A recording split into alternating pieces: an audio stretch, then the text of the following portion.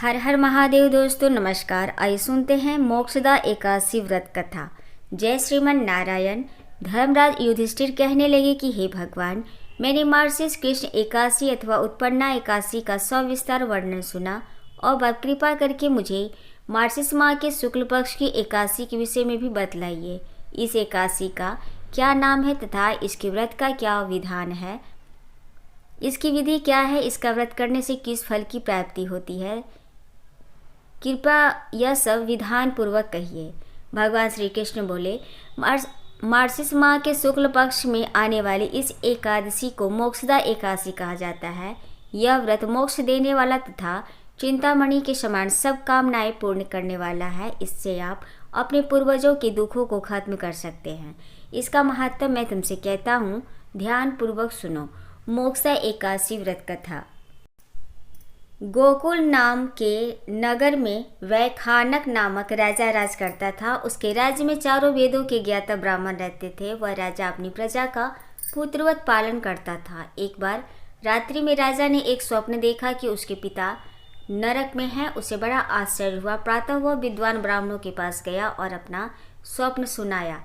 कहा, मैंने अपने पिता को नरक में कष्ट उठाते देखा है। उन्होंने मुझसे कहा है कि हे पुत्र, मैं नरक में पड़ा हूँ, यहाँ से तुम मुझे मुक्त कराओ।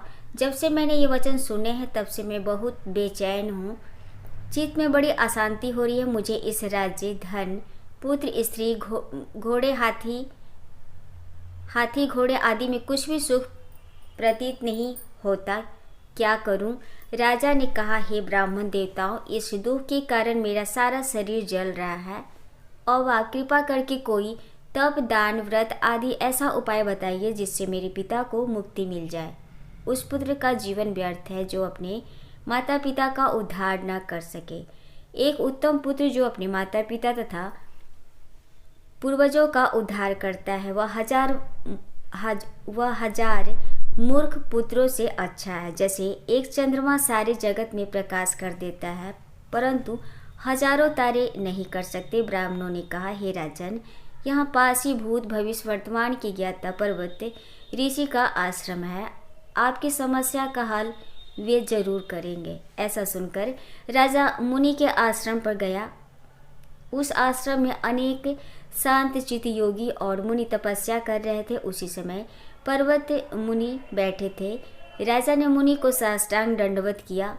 मुनि ने राजा से सांगोपान कुशल पूछी। राजा ने कहा कि महाराज, आपकी कृपा से मेरे राज्य में सब कुशल है, लेकिन अकस्मात मेरे चित्त में अत्यंत अशांति होने लगी है। ऐसा सुनकर पर्वत मुनि ने आंखें बंद की और भूत विचारने लगे। फिर बोले, हे राजन, मैंने योग के बल से तुम्हारे पिता के कुकर्मों को जान लिया है। उन्होंने पूर्व जन्म में कामातुर होकर एक पत्नी को रति दी, किंतु सौत के कहने पर दूसरे पत्नी को ऋतुदान मांगने पर भी नहीं दिया। उसी पाप कर्म के कारण तुम्हारे पिता को नरक में जाना पड़ा।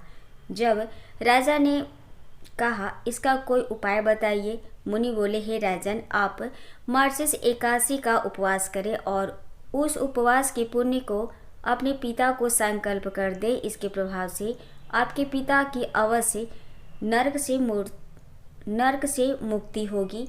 मुनि के ये वचन सुनकर राजा महल में आया और मुनि के कहने अनुसार कुटुंब सहित मोक्षदा एकादशी का व्रत किया। इसके उपवास का पुण्य उसने पिता को अर्पण कर दिया। इसके प्रभाव से उसके पिता को मुक्ति मिल गई और स्वर्ग में जाते हुए वे पुत्र से कहने लगे कि हे पुत्र, तेरा कल्याण हो। यह कहकर स्वर्ग चले गए।